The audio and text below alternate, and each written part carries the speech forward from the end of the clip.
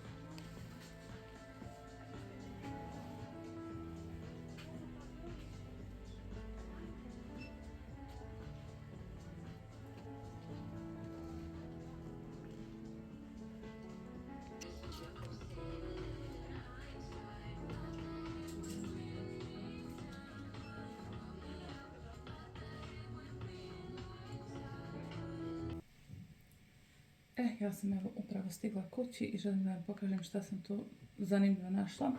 Pretežno sam voljela da uzmem stvari koje mi trebaju, ali uvijek još neka dodatna džiđa.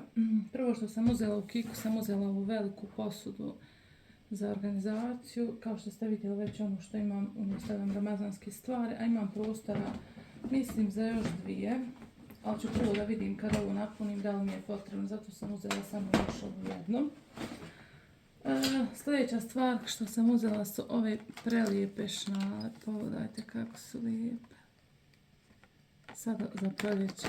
Nadam se samo da neće biti da kažem, tvrde, da glava od njih ne zaboli. Ali sam mi se baš svidjeli, morala sam ih sebe uzeti. Ali hajde što sam te, nego sam uzela i ove. Baš lijepo. Prelijepe. Neobično, nisam vidjela da su ovakve, to sam znači uzela u Kiku. Sljedeća stvar koju sam uzela u Kiku je ovaj prekrasni fenjer. Ovakav imam već mali, samo malo drugačiji dezin, da kažem, ova neka izrada. Potom sam uzela za kupatilo, za četkice za zube i za sapun ovaj set. Baš mi se svidio. Tako da sam uzela, rekao, tamo neke promjene. Tražila sam neku sličnu i prostirku u ovoj boji, ali nisam našla, samo ima nešto sivo. Sljedeća stvar koju sam uzela sebi su ove posude sa poklopcem. Baš sam primijetila ovako kad hoću nešto ostaviti. Imam nekakvih kamaru posuda, ali sve su bez poklopca. Samo da otvorim. Sve su bez poklopca i tako da sam rekao, baš ću vidjeti da li ima neka posuda. Mislila sam prvo uzeti jednu, ali ovdje dođe set od 3 posude, jel? Ne, 4, imaju 4, 3 unutra su još. I svidjela mi se i boja, tako da sam uzela. Sad ću vam pokazati ove manje. Uglavnom ima ova veličina. ova i još jedna manja unutar. Baš je slatka ova mala. Tako da mi je ovo baš bilo potrebno. I možda uzmem sebi još jedan, vidjet ću. Opravo moram da nađem mjesto za ove. To je to što se tiče Kika. Sljedeće stvari koje sam uzela su iz Pepka. Neke male džiđe dekoracije. Uzela sam ovu preslatku kućicu. Sad kad prođe Ramazan za neku proljetnu dekoraciju, vidite kako je lijepa. Pa sam uzela šta je ovdje? Svijeća. U obliku kao tulipanac, ruže neke cvijeta. Mirše na ružu, baš neka bezzemica. I uzela sam ovu slatku kućicu koja svijetli. Baš je lijepa. Eto, to je to. To je to što sam uzela. Sada idem da se bacim na pripremu za iftar, pa da vam sve to snimim kako bi stigla objaviti odmah posle iftara video. Eto, pa vidimo se u nastavku.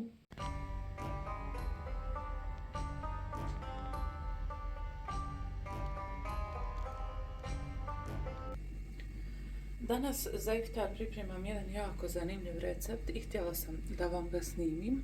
Naime, danas ću da napravim piletinu u kaputu. Zanimljiv naziv, ali stvarno ukusno, jedno je zanimljivo jelo i brzo se napravi.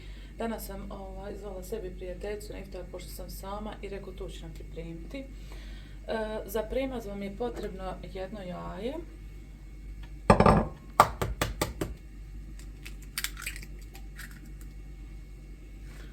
Otprilike čaša jogurta. Količina sad ovisi, na primjer, koliko ćete napraviti ovih kaputića. Ja sam pripremila ovdje za 5 komada, tako da će otprilike, mislim da je dovoljno, jedna cijela čaša od 200 ml. Tu ću dodati sol i prašak za pecivo. I ovo nam služi za premazivanje i gotovih jufki. Potrebna vam je gotova jufka. Neka uzmite, može integralna, može obična, svejedno, samo da su što tanji listovi. Jer ima ipak onih nekih pakovanja gdje su deblji listovi. I sada ovu smjesu ostavimo sa strane dok vam ispričam šta nam još potrebno. Ribani sir, bilo koji, svejedno je. I ovdje sam pripremila pileći file. Samo sam ga začinila sa malo vegete i suho meso, ovako neke tanje liske. I sada ću da vam pokažem kako se ovo smota. Jako jednostavno, a stvarno baš ukusno. Dok ja ovo pripremam, ovamo možda čujete kako se nešto krčka, to sam stavila gljive da napravim u sosu, to ću koristiti kao prilog uz ovo.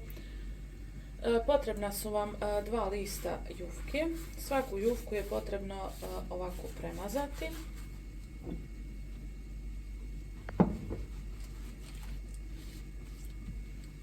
Ja tu sebi sad da ne stavljam jednu na drugu, ja to ovako sebi olakšam. Prebacim preko pola, dok jedan dio namažem, pa onda drugi i to je to.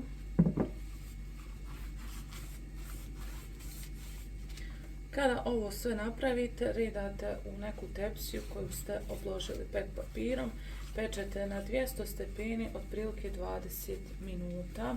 Zato je potrebno da ove kriške, odnosno šnicle pilećeg filea budu što tanje, jer ipak on se ne prži ništa, on se i taman se ispeče, unutra bude i sve pečeno, ukusno, tako da to je to.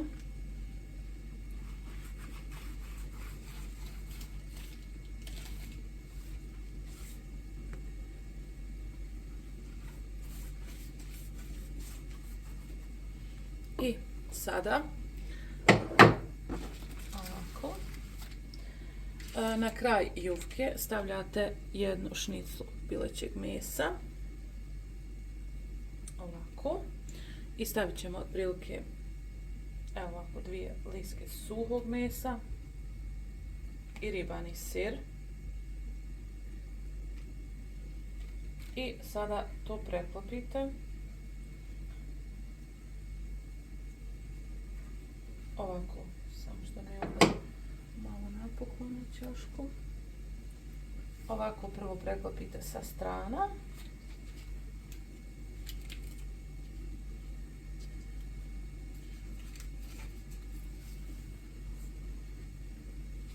Ovako. I sada opet ovdje premažete.